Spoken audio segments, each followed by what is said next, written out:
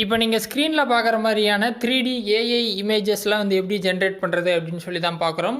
இதில் பார்த்தீங்கன்னா உங்களோட என்ன சோஷியல் மீடியாவோ அதுக்கேற்ற மாதிரியான பிக்சர்ஸ் வந்து எடிட் பண்ணிக்கலாம். யூடியூப்பாக இருக்கட்டும், ஃபேஸ்புக், இன்ஸ்டாகிராம் அந்த மாதிரி வெப்சைட்டுக்காக உங்களோட யூசர் நேம் வச்சுட்டு இந்த மாதிரி வந்து 3D இமேஜஸ் வந்து எப்படி க்ரியேட் பண்ணுறது அப்படின்னு சொல்லி பார்த்துடலாம்.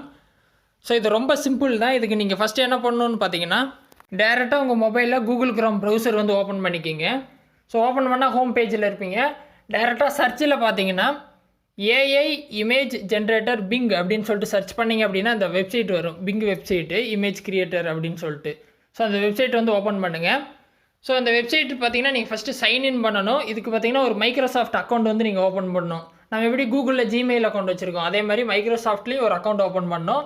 எப்பவும் போல் உங்கள் பேர், உங்களுக்கு என்ன இமெயில் ஐடி வேணும், என்ன பாஸ்வேர்டு வேணும் அப்படின்னு கொடுத்துட்டீங்க அப்படின்னா அக்கௌண்ட் ஓப்பன் ஆயிரும். ஓப்பன் பண்ணால் இந்த இமேஜ் கிரியேட்டர் பேஜ் இந்த மாதிரி தான் இருக்கும். மேலே பார்த்தீங்கன்னா ஒரு பாக்ஸ் கொடுத்துருப்பாங்க. அந்த பாக்ஸில் தான் நீங்கள் வந்து டெக்ஸ்ட்டு வந்து கொடுக்கணும். நீங்கள் டெக்ஸ்ட்டை ஃபீட் பண்ணிட்டீங்க அப்படின்னா அதுக்கேற்ற மாதிரியான 3D இமேஜ் வந்து இவங்க ஜென்ரேட் பண்ணி தருவாங்க. ஸோ அந்த பாக்ஸில் பார்த்தீங்கன்னா என்னோடய ஃபார்மேட் வந்து நான் பேஸ்ட் பண்ணியிருக்கேன். இதே ஃபார்மேட்டை நீங்களும் யூஸ் பண்ணிக்கலாம். என்னோடய யூசர் நேம் இருக்கிற இடத்துல உங்களோட யூசர் நேமும் அண்டு சோஷியல் மீடியா நேம் பார்த்தீங்கன்னா நான் இன்ஸ்டாகிராம் கொடுத்துருப்பேன். நீங்கள் யூடியூப் கொடுக்கலாம், இல்லை ஃபேஸ்புக் கொடுக்கலாம். என்ன வெப்சைட் வேணுமோ அதை கொடுத்துடலாம். சரியா? கொடுத்துட்டு கீழே கிரியேட் அப்படின்னு சொல்லிட்டு ஒரு ஆப்ஷன் இருக்கும். அதை கிளிக் பண்ணிங்க அப்படின்னா கொஞ்சம் லோட் ஆகிட்டு உங்கள் இமேஜ் வந்து ஜென்ரேட் ஆகிரும்.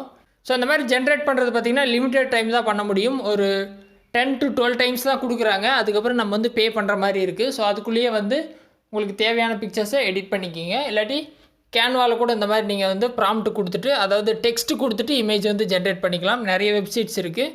பட் இதில் லிமிட் முடிஞ்சிருச்சு அப்படின்னா நீங்கள் மற்ற வெப்சைட் ட்ரை பண்ணலாம். சரியா? ஸோ இப்போ பார்த்தீங்கன்னா ரிசல்ட்ஸ் வந்திருக்கு. ஸோ ரொம்ப நல்ல ஒரு 3D இமேஜஸாக இருக்கும்.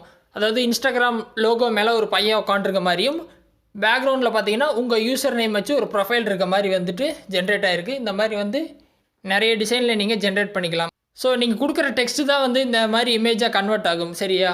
ஸோ அந்த டெக்ஸ்ட்டை வந்து நீங்கள் எந்த மாதிரி மாற்றி கொடுக்குறீங்களோ அதுக்கேற்ற மாதிரியான ரிசல்ட்ஸ் வந்து கிடைக்கும். இமேஜை டவுன்லோட் பண்ணுறதுக்கு ஜஸ்ட் டேப் பண்ணிங்க அப்படின்னா அந்த மாதிரி ஓப்பன் ஆகும் நெக்ஸ்ட் பேஜ். கீழே பார்த்தீங்கன்னா ஷேர் இருக்கும், லாஸ்ட்டில் ஒரு 3 டாட் இருக்கும். கிளிக் பண்ணிங்க அப்படின்னா டவுன்லோட் ஆப்ஷன் வரும். டவுன்லோட் பண்ணிக்கலாம். சரியா?